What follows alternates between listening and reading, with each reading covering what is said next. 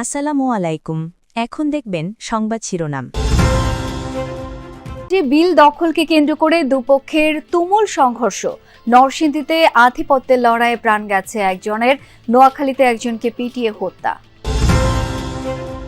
খালেদা জিয়ার শারীরিক অবস্থা অপরিবর্তিত, চিকিৎসার তত্ত্বাবধানে আবারও হাসপাতালে পুত্রবধূ জুবাইদা রহমান।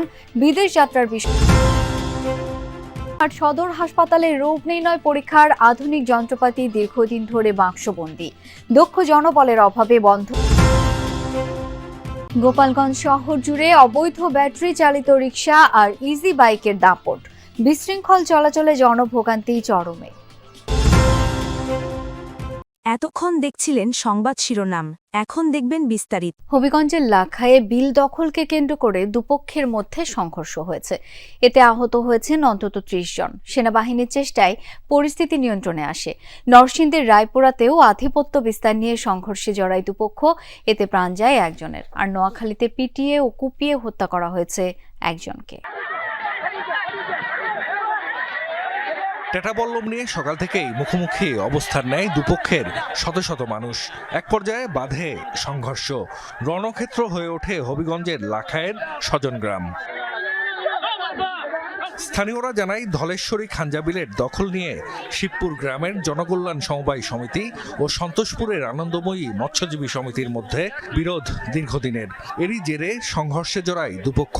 খবর পেয়ে ঘটনাস্থলে যায় পুলিশ, তবে থামানো যায়নি মারামারি। পরে সেনাবাহিনীর সহায়তায় পরিস্থিতি নিয়ন্ত্রণে আসে। ২ ঘন্টার সংঘর্ষে আহত হন অন্তত ৩০ জন। বিলের দখল নিয়ে এর আগেও একাধিকবার সংঘর্ষ হয় দুপক্ষের মধ্যে। পূর্ব বিরোধীরই একটি জের ধরে আজকে উভয় পক্ষের মধ্যে উত্তেজনা এবং উত্তেজনা পরবর্তী এই মারামারির ঘটনাটি সংঘটিত হয়। তো পরিস্থিতি এখন শান্ত আছে। নরসিংদীর রায়পুরার নীলক্ষা এলাকায় আধিপত্য বিস্তার নিয়ে সংঘর্ষ হয় দুপক্ষের। স্থানীয়রা জানায়, নাজিমউদ্দিন মেম্বার গ্রুপ ও ফেলুমিয়া গ্রুপের মধ্যে দ্বন্দ্ব চলছে। সকালে ফেলুমিয়ার মেয়ের জামাতা প্রবাসী মামুন মিয়ার সাথে বাগবিতণ্ডা হয় প্রতিপক্ষের। এক পর্যায়ে বাধে সংঘর্ষ, গুলিবিদ্ধ হয়ে নিহত হন মামুন। আহত ১০ জনের মধ্যে ২ জনকে ঢাকা মেডিকেলে ভর্তি করা হয়েছে। এলাকায় মোতায়েন করা হয়েছে অতিরিক্ত পুলিশ। ফোন দিয়েছে, খবর ফোন পাইয়া সদর হাসপাতালে আসছি। আইসা তো দেখি মারা হয়ে গেছে। মারা গেছে উনি আমার বড় ভাই, আর যিনি ঝগড়া লাগছে উনি আমার ছোট ভাই। তারা দীর্ঘদিনের মধ্যেই তাদের আধিপত্য বিস্তারকে নিয়ে চাপা দ্বন্দ্ব ছিল। এটা অনেক আগেও ছিল, দীর্ঘদিন বন্ধ ছিল। আজকে এটি হঠাৎ করে আবার দেখা দিয়েছে। আমরা এখানে পুলিশ মোতায়েন আরো বাড়াচ্ছি, যে আরো যেন কোনো ধরনের এখানে গ্যাঞ্জাম না হয়। এদিকে নোয়াখালীর বেগমগঞ্জে ফখরুল ইসলাম মঞ্জু ওরফে বলি নামের এক যুবককে পিটিয়ে ও কুপিয়ে হত্যা করা হয়েছে। নিহতের পরিবার কিশোর গ্যাংকে দায়ী করলেও স্থানীয়দের দাবি, ছিনতাই করার সময় গণপিটুনিতে মৃত্যু হয় তার। আমি আমার বাইরে আগাই দিয়ে দাঁড়াই রয়েছি, এর ভিতরে আমার কোলে থেকে চিনে আমার সিদ্ধে মারছে, আমার বাইরে এনে পাতালে এভাবে মারছে চাপাতি চুরি নিয়ে। মতলব ওলা 20 লাখ 22,000 টাকা লয় চলে গেছে মারি ধরি। এ জনগণ তাই মনে করেন এখানে এরে ধরছে, ধরার পরে এখানে মারধর করে, এখানে মারার পরে পিঠে পিঠে আনি এখানে হালাইছে। নিহত বলির বিরুদ্ধে সন্ত্রাসী কর্মকাণ্ডের অভিযোগ ও একাধিক মামলা রয়েছে বলে জানিয়েছে পুলিশ। হত্যার বিষয়টি তদন্ত করা হচ্ছে বলেও জানিয়েছেন কর্মকর্তারা। বেগম খালেদা জিয়ার শারীরিক অবস্থা এখনো অপরিবর্তিত, তবে সবশেষ সিটি স্ক্যান রিপোর্ট স্বাভাবিক এসেছে বলে জানিয়েছে মেডিকেল বোর্ড। এর আগে খালেদা জিয়ার শারীরিক পরিস্থিতির উন্নতি না হয় 2 দফায় পিছিয়েছে বিদেশ নেওয়ার সিদ্ধান্ত। খালেদা জিয়ার উন্নত চিকিৎসার জন্য যুক্তরাজ্য যাওয়ার সংশোধিত তারিখ ছিল রোববার, তবে মেডিকেল বোর্ড সিদ্ধান্ত না দেওয়ায় তা আপাতত স্থগিত। বিএনপি মহাসচিব বলছেন, চিকিৎসকরাই সিদ্ধান্ত নেবেন এই ব্যাপারে। আপাতত এভার কেয়ার হাসপাতালে চিকিৎসকদের নিবিড় পর্যবেক্ষণে রয়েছেন বিএনপি চেয়ারপারসন, আর তার চিকিৎসার এই কর্মযোগ্য তত্ত্বাবধান করছেন দলের ভারপ্রাপ্ত চেয়ারম্যান তারেক রহমানের স্ত্রী ডাক্তার জুবাইদা রহমান। এদিকে টাঙ্গাইলে বিএনপি চেয়ারপারসন খালেদা জিয়ার রোগ মুক্তি ও দীর্ঘায়ু কামনায় দোয়া মাহফিল অনুষ্ঠিত হয়েছে।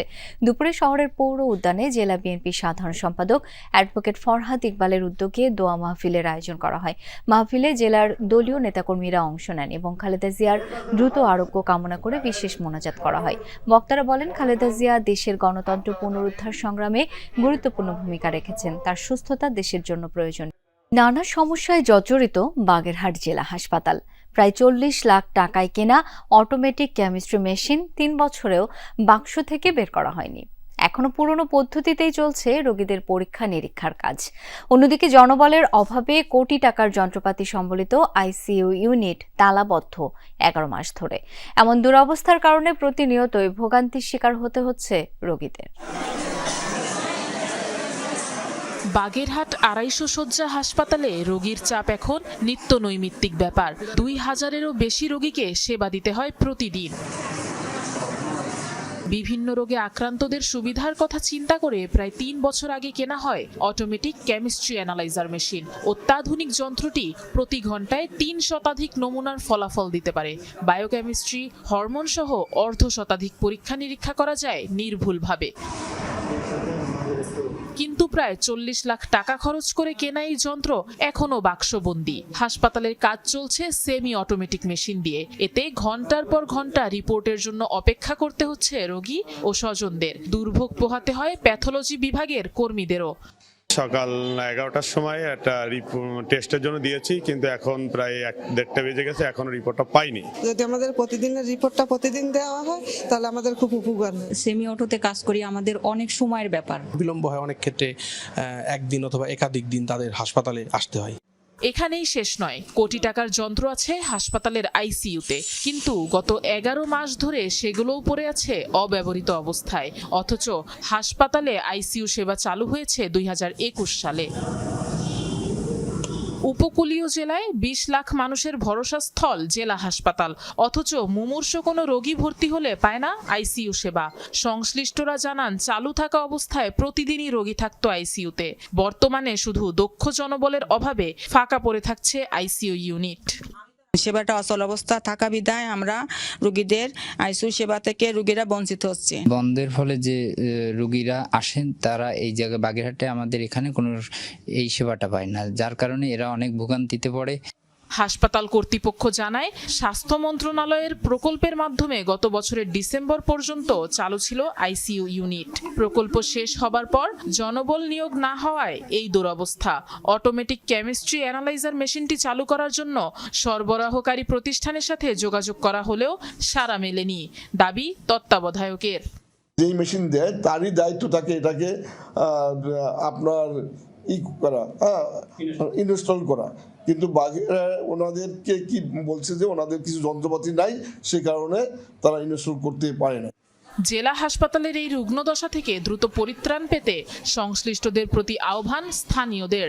2 মাস ধরে বেতন ভাতা তুলতে পারছেন না ভোলার লালমোহন উপজেলার 50 শয্যা উপজেলার স্বাস্থ্য কমপ্লেক্সের স্বাস্থ্যকর্মীরা। বেতন না পেয়ে মানবেতর জীবন যাপন করছেন তারা। ড্রয়িং অ্যান্ড ডিসবার্সিং অফিসার ডিডিওর দায়িত্ব শূন্য থাকায় বেতন ছাড়ের ফাইল আটকে আছে 2 মাস ধরে। তবে সংকট কাটিয়ে দ্রুত সমস্যা সমাধানের দাবি চিকিৎসক, নার্সদের। বিভিন্ন রোগ নিয়ে একের পর এক রোগী আসছেন, যথাযথ নিয়মেই সেবা দিচ্ছেন নার্স চিকিৎসকরা, কিন্তু এই স্বাভাবিক বাস্তবতার পেছনেই লুকিয়ে রয়েছে